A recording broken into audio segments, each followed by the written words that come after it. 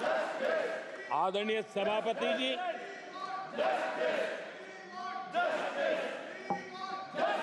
आजकल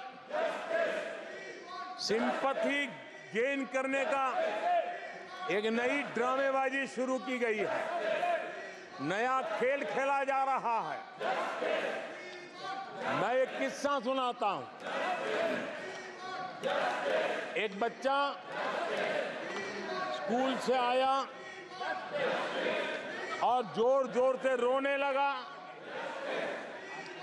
और उसकी माँ भी डर गई, क्या हो गया, बहुत रोने लगा और फिर कहने लगा, माँ मुझे आज स्कूल में मारा गया, आज स्कूल में मुझे उसने मारा, आज स्कूल में मुझे इसने मारा, और जोरों जोरों से रोने लगा। माँ परेशान हो गई। उसने उसे पूछा कि बेटा बात क्या थी, लेकिन वो बता नहीं रहा था, बस रो रहा था, मुझे मारा मुझे मारा।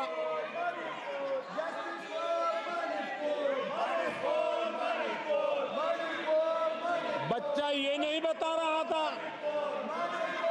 कि आज स्कूल में उस बच्चे ने किसी बच्चे को मां की गाली दी थी। उसने ये नहीं बताया किसी बच्चे की किताबें उसने फाड़ दी थी। उसने ये नहीं बताया कि उसने टीचर को चोर कहा था। उसने ये नहीं बताया कि किसी का टिफिन चुरा करके खा गया था। हमने कल सदन में यही बचकाना हरकत देखी है। कल यहां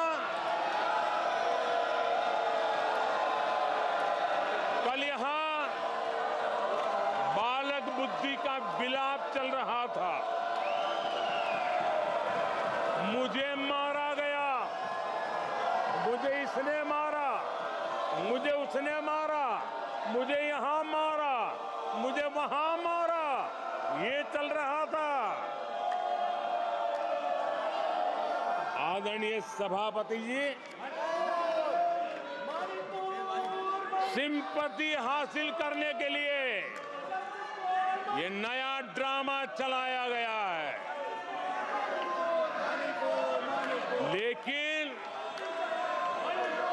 देश ये सच्चाई जानते हैं कि ये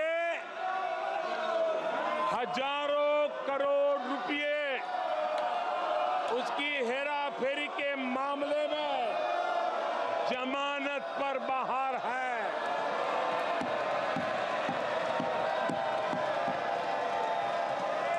ये ओबीसी वर्ग के लोगों को चोर बताने के मामले में सजा पा चुके हैं। इनको देश की सर्वोच्च अदालत पर गैर जिम्मेदाराना बयान देने के बाद माफी मांगनी पड़ी है। इन पर महान स्वातंत्र सेनानी वीर सावरकर जैसे महान व्यक्तित्व का अपमान करने का मुकदमा है। इन पर देश की सबसे बड़ी पार्टी के अध्यक्ष को हत्यारा कहने का मुकदमा चल रहा है। इन पर अनेक नेताओं, अधिकारियों, संस्थानों पर झूठ बोलने के गंभीर आरोप है और वो केस चल रहे हैं। आदरणीय सभापति जी, बालक बुद्धि में ना बोलने का ठिकाना होता है और न ही बालक बुद्धि में व्यवहार का कोई ठिकाना होता है।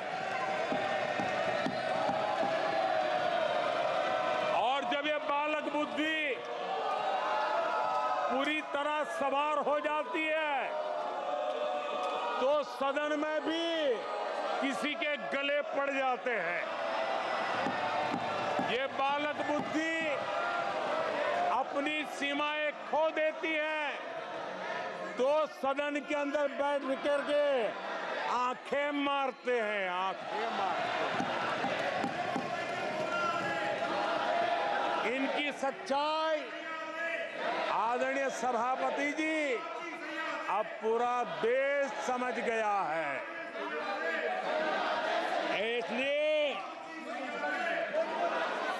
आज देश इनसे कह रहा है तुमसे नहीं हो पाएगा, तुमसे ना हो पाएगा।